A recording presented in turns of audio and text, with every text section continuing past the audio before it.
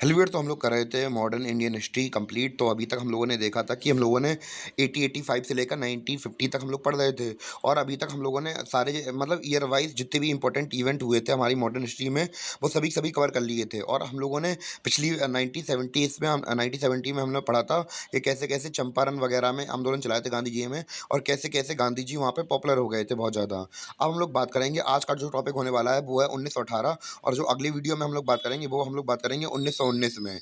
और 1918 वाले में क्या है, आज के टॉपिक में हम लोग बात करेंगे अहमदाबाद मिल स्ट्राइक के बारे में और खेड़ा सत्याग्रह के बारे में।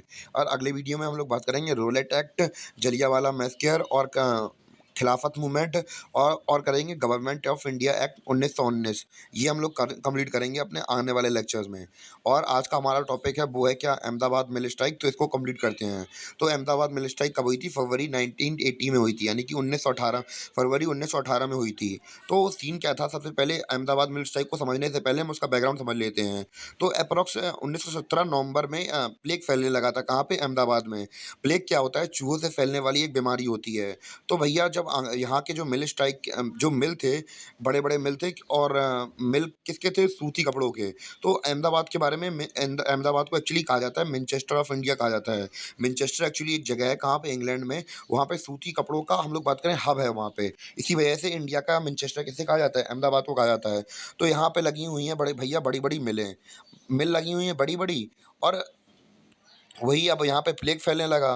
तो जो मिल के मालिक थे उन्होंने सोचा भैया, अब भैया प्लेग फैल गया, अब गलती से अगर किसी को, हमारे मजदूर को कुछ हो गया, ऐसा तो है नहीं है कि जो मिल वर्कर होते हैं बहुत स्किल्ड काम चाहिए पड़ता है उनका। ऐसे तो राह चलते आदमी को तो हम उठा के हम लोग काम करवा नहीं पाएंगे। तो इन्होंने कहा कि भैया इनकी छुट्टी कर दे रहे हैं हम, क्योंकि अगर अगर इन्हें अगर ज़्यादा हम लोग काम करवाएंगे तो मिलेंगे जुलेंगे तो प्लेग फैल जाएगा। खुदा ना खास्ता मर अड़ गए तो भैया हमारा नुकसान हो जाएगा बहुत कस के। तो इन्होंने सोचा कि भैया छुट्टी कर दें। अब इन्होंने सोचा कि अगर छुट्टी कर देंगे तो भैया जे लोग कहीं दूसरी जगह काम ना करने लगे। तो इन्होंने एक प्लान बनाया। इन्होंने कहा कि भैया हम क्या करेंगे, मिल ओनर्स ने वर्कर को एक ऑफर दिया। उन्होंने कहा, प्रॉमिस किया कि हम लोग 3 महीने बाद आपको हाफ सैलरी दे देंगे जब आप लोग वापस आएंगे उसके पहले हफ्ते में। यानी कि इसे हम लोग क्या कह देंगे, प्लेग बोनस के नाम से हम आपको दे देंगे आपकी हाफ सैलरी। तो भैया मजदूरों ने सुना, भैया उन्होंने कहा ठीक है। आप उन्होंने कहा कि भैया आप लोग जो 3 महीने जब भी आप काम करेंगे तो आप लोग एक काम करिए, आप लोग कर्ज ले लीजिए अपने जान पहचान वाले से, रिश्तेदारों से, जिससे आप लोग ले सकें, उससे कर्ज ले लीजिए आप। और जब स्टार्टिंग 3 महीने बाद आएंगे तो उसके पहले हफ्ते में आपको आपका 50% मिल जाएगा सैलरी का 3 महीने की। मजदूर भी ये भैया ठीक है भैया, हमें क्या दिक्कत है, आप लोग कुछ दिक्कत नहीं है तो हमें भी कोई दिक्कत नहीं है। तो भैया ठीक है। 3 महीने बाद भैया जैसे तैसे कटे इनके। 3 महीने बाद जब वापस आए तो पता चला 1 हफ्ता बीत गया उनका पूरा। भैया इन्होंने डिमांड की, भैया भैया मैं पैसा दे दो। उन्होंने टाला मटोरी की। हर बार जब पैसे की बात आती है तो हर कोई टाला मटोरी करता ही है। तो इन लोगों ने भी टाला मटोरी की। 2 हफ्ते निकल गए। तो भैया जब फिर दोबारा अब जे लोग पहुंचे भैया, दोबारा से जितने भी वर्कर्स थे पहुंचे, मतलब मिल मालिकों के पास, भैया आप कुछ करिए। तो अब उन्होंने कहा कुछ करते हैं कुछ 1-2 दिन में। तो भैया अब लगी मीटिंग किसकी, मिल ओनर्स की एसोसिएशन की मीटिंग वगैरह लगी। तो इन्होंने कहा कि भैया हम 50, अभी ये प्रोडक्शन तो हुआ नहीं है काफ़ी दिनों से, तो हम भैया हम नहीं दे पाएँगे। 50% कौन दे रहा, हमारे पास नहीं है। इन्होंने कहा कि भैया 20% दे रहे हैं, अगर ले रहे हैं तो ठीक है, वरना छुड़वाओ इन्हें, क्या चक्कर में पड़े हो। तो भैया इन्होंने गए, सब मिल वर्कर के सामने गए, इन्होंने हाथ जोड़ा, भाई साहब अगर आपको काम करना है तो हमारे पास भैया 3 महीने से काम चल नहीं रहा था, तो हम आपको 50% तो नहीं 20% दे देंगे। चाहिए हो तो ले लो, नहीं चाहिए हो तो निकल जाओ भैया और कहीं देख लो भैया काम, इससे ज़्यादा क्या कर दें। क्योंकि इन्हें भी पता है कि मजदूर फंसे हुए हैं बिल्कुल। अब भैया उन्हें भी, मजदूर भी असमंजस में है, इतने 3 महीनों का खर्चा बहुत ज़्यादा हो जाता है। परिवार वालों का खर्चा कितना लगता है, बहुत भयंकर खर्चा हो जाता है। तो भैया मजदूर अब 1-2 महीने में तो मिल नहीं पाएगा काम, समझ लो साल भर उनकी पूरी ऐसी बर्बाद हो जाएगी। तो वो ये भी समझ गए थे भैया ये छोड़ के जाएंगे नहीं। इनने भी कह दिया भैया जाना छोड़ के चले जाओ। उन्हें लग रहा था कि 20% में मान जाएँगे वो लोग, कुल मिला के बात ये थी। तो भैया अब बड़ी दुविधा की बात हो गई। अब इनने कहा किसके पास जाएँगे, किसके पास जाएँगे? आप लोग खुद सोच सकते हैं किसके पास जाएँगे, क्योंकि चंपारण वाला मैटर फ़ेमस हो गया था। तो भैया अब जो अमीर लोग हैं, मिल वर्कर्स हैं, तो सॉरी मिल ओनर्स हैं, उनके एक रिश्तेदारों में कुछ 2 लोग होंगे, एक भाई-बहन होंगे जिनका एक तो हमारे कौन है, अम्बालाल साराभाई, और दूसरे हैं कौन, अनसुईया बेन साराभाई। तो ये अम्बालाल साराभाई कौन है? ये हमारे साइंटिस्ट थे, हमारे एक इंडिया के होमी भाभा जहांगीर, उनके पापा हैं ये। और इन्होंने भैया चिट्ठी लिखी गांधी जी को। इन्होंने कहा भैया गांधी जी देखिए मिल ओनर्स कितना बुरा कर रहे हैं मतलब वर्कर्स के साथ। आप कुछ करिए आप। आइए आप यहाँ पे। तो गांधी जी आए। मज़दूरों से बात हुई। मज़दूरों ने बताया भैया ये समस्या है। उन्होंने कहा कि हम जा रहे हैं अभी मिल एसोसिएशन के मालिकों से मिलते हैं और आपके लिए कुछ ना कुछ व्यवस्था करवा के देते हैं अभी। गए उनके पास और उन्होंने कहा भैया मतलब मिल ओनर्स ने काफ़ी कुछ सुन रखा था इनके बारे में, गांधी जी के बारे में कि भैया आप कि चंपारण में इन्होंने बहुत कुछ कांड किया है। तो जे बैठे उससे पहले इन्होंने मतलब जो मिल ओनर्स थे उन्होंने पहले ही कह दिया, गांधी जी आप हम लोग के मैटर में मत पड़िए। आप जो है अपना देखिए, हम लोग कोई किसान-विसान नहीं है, आप अपना देखिए। तो गांधी जी ने कहा कि भैया कैसे-कैसे भैया, आप लोग ठगी कर रहे हैं, आपने वादा किया था, वो लोग इतने परेशान हैं, तो ऐसे थोड़ी ना होता है। तो इन्होंने गांधी जी से कह दिया आपको जो समझ में आए कर लो। इन्होंने कहा ठीक है भैया, हम जो समझ में आ रहा है हम कर लेंगे अब। तो गांधी जी ने उतरे नीचे, घर अपने आए, इन लोग मज़दूरों के पास आए। इन्होंने कहा भैया अब हमें करनी पड़ेगी क्या सत्याग्रह करना पड़ेगा, हमें सत्याग्रह। बैठ के धरने पे बैठेंगे हम लोग। तो इन्होंने क्या कर दी, इन्होंने कहा अब हम लोग बैठेंगे हंगर स्ट्राइक पर। तो अब हमारे गवर्नमेंट एग्ज़ाम्स के लिए पर्सपेक्टिव से ये है कि भारत देश में पहली बार गांधी जी हंगर स्ट्राइक पर कब बैठे थे? तो यही अहमदाबाद मिल स्ट्राइक पे वो पहली बार वर्कर के साथ बैठे थे। कब? फर्स्ट हंगर स्ट्राइक पे बैठे थे। तो अब भैया सभी मज़दूरों को बुला लिया इन्होंने, आओ धरने पे बैठते हैं। अब जो मिल ओनर्स हैं वो सोच रहे हैं भैया कितने दिन बैठेंगे, देखते हैं हम भी कितनी दम है इनकी भी। जो मिल वर्कर्स थे गांधी जी के साथ बैठ गए भैया। 10-15 दिन बीत गए, कुछ दिन मतलब 10-15 दिन तो नहीं, कुछ दिन बीत गए। और जब जैसे ही कुछ दिन बीते तो सबकी तबीयत खराब होने लगी। तो बहुत से लोगों का अब भैया मनोमन टूट जाता है। 3-4 दिन भूखे रहो तो आदमी के मन बिल्कुल ऊब जाता है। बिल्कुल जान निकलने से ऐसी लगने लगती है। तो फिर मिल वर्ग कुछ लोग, अब गांधी जी सोच रहे हैं कि भैया अगर ये लोग छोड़ के जाएँगे तो भैया सबका मनोबल टूट जाएगा। इन्होंने कहा 2-4 दिन और रुको, रिज़ल्ट निकल के आएगा। तो भैया धीमे-धीमे सबकी तबीयत खराब होने लगी।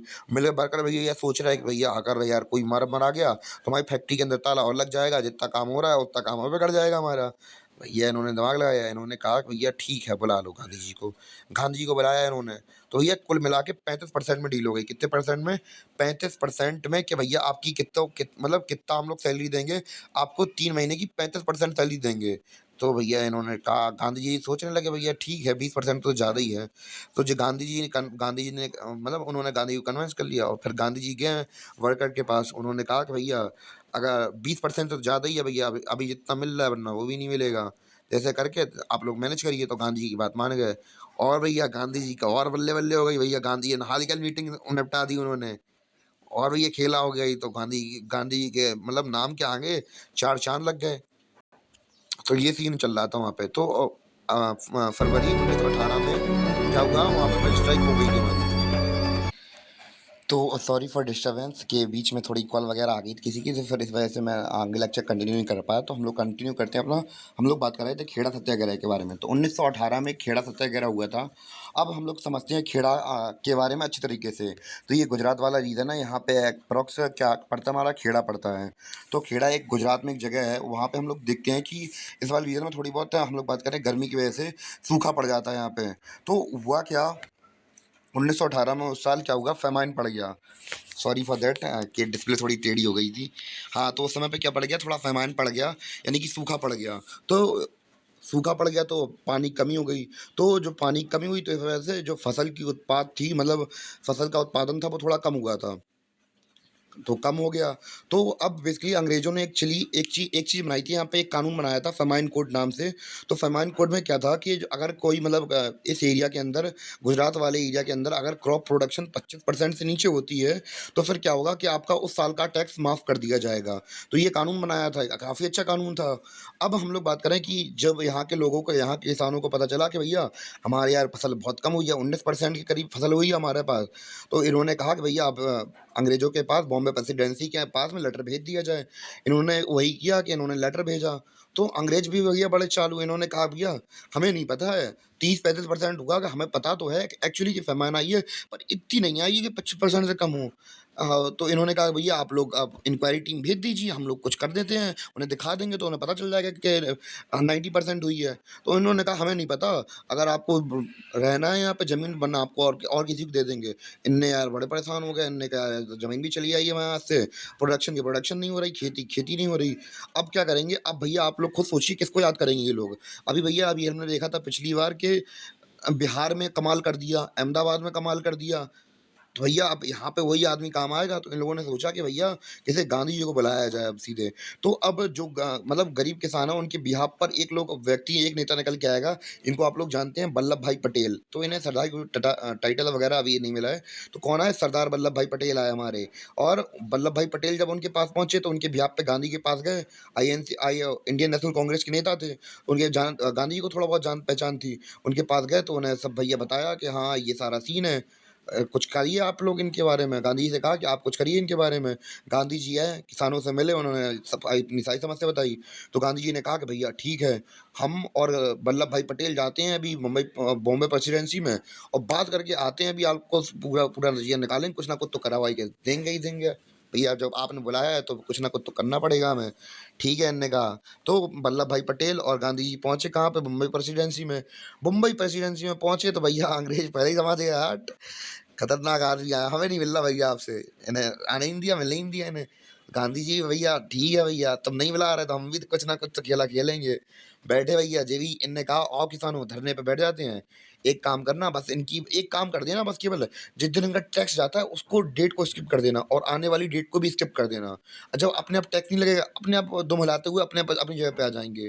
तो जैसा इन्होंने कहा कि भैया सत्याग्रह करना है तो सत्याग्रह कर दिया।